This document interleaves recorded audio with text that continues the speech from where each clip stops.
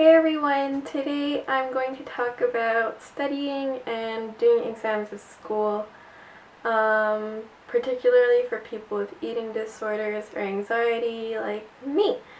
So I hope that this video is helpful. I guess I'm gonna get started. I wrote down a lot of notes. I'm gonna split this up into two categories of different things, so like studying and then taking exams. I have to give credit to my psychologist for a lot of these pieces of advice.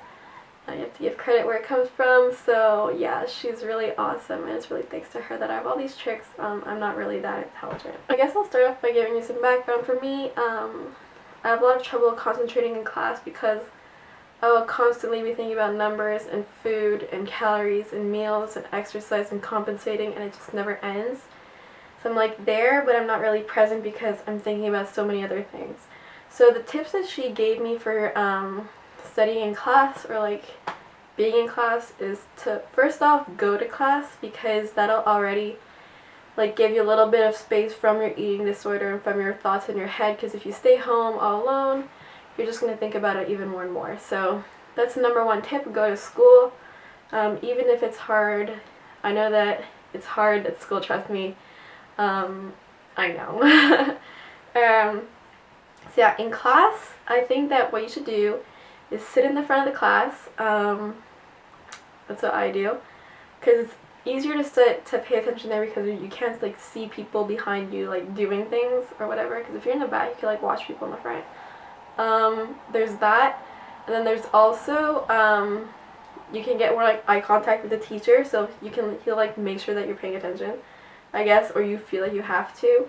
So that's what I do. And then also, in the worst case, just like write down everything that the teacher's saying if you have to. My psychologist gave me that tip that if you can't pay attention, just like write down everything that the teacher's saying, and then at least if you're not listening then, afterwards when you look over your notes, you'll have like the whole class in front of you and you'll be able to like relearn everything, you know? Just take as many notes as you can.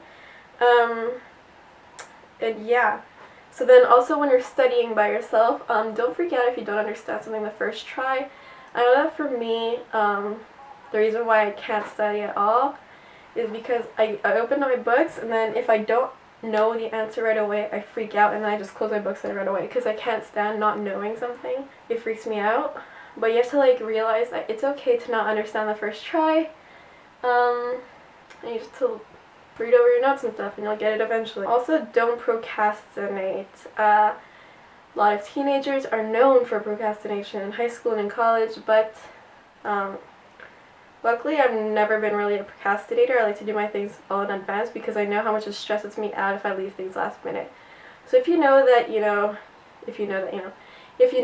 you can't work under pressure or something, procrastinating really isn't doing you a favor. If some of you are procrastinating because you don't like not knowing the answer and stuff like that, I feel you. I know what you mean. So just try your best, you know? Try to like be easy on yourself, I guess. Also, if you don't procrastinate, if you need help, you could always ask for help before it's due. So yeah.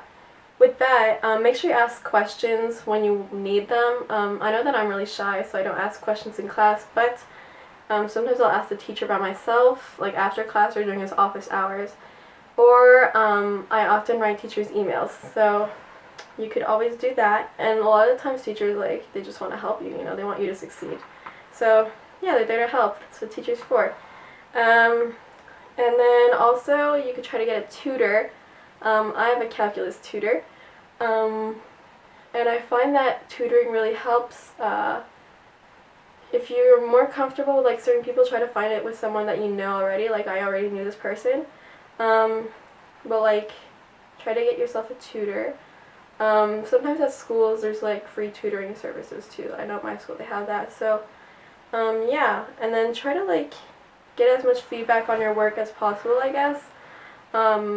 Because you'll be helping yourself a lot more if you ask for help from other people. And finally, for studying, try to make yourself a schedule. Try to figure out when's the best time of the day that you study and you're most you're most there. I know for me, I do my best work really early in the morning, like at 10 o'clock in the morning. so that's just me. I know that after like lunch I'm not very productive, after dinner I'm even less productive, so trying to figure that out. And then also for taking exams, for me, I'm in the special needs program at my school.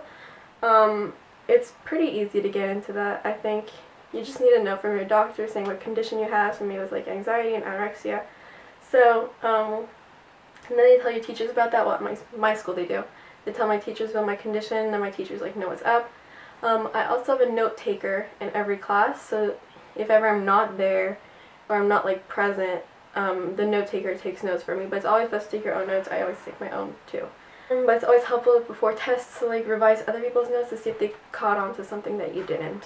So yeah, with that special service, I can do my exams in like a separate room where it's like really quiet. So that might be helpful for you, and I also get extra time. It might be helpful to be alone in a room, because I know for me, if I see other people around me like finishing their tests before me, then I get really stressed out and I'm like, oh my gosh, I'm behind, I'm not going to do well, and stuff like that. So I really suggest, if you can, to do it by yourself. I was scared of missing out on teacher's instructions, but the teacher comes and sees me like during the exam, so it's okay. But yeah, and it's also a lot more comfortable, it's more relaxed there. So you can do that. Also, okay, and finally another tip that I have, sorry, the truck.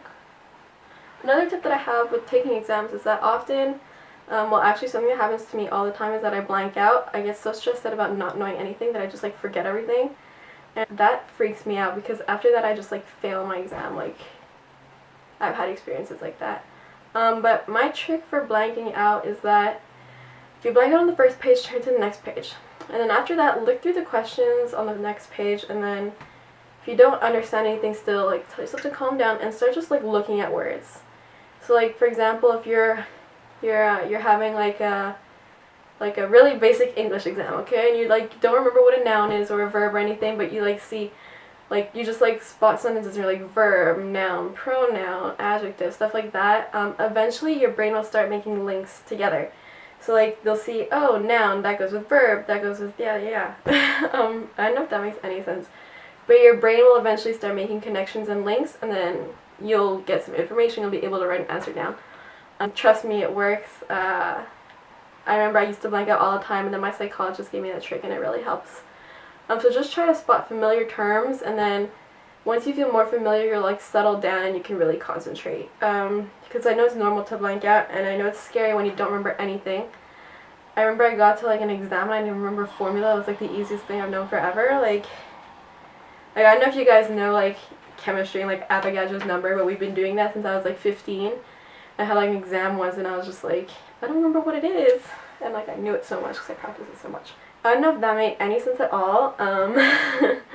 I hope that this video was somewhat helpful, and if you guys have any other studying tips, let me know down below in the comments. We can like share them with each other. So good luck on all of your exams. You guys probably have midterms soon, and then soon it's going to be the end of school. So good luck on everything. Let me know how you guys do. So yeah, good luck. Love you. Bye.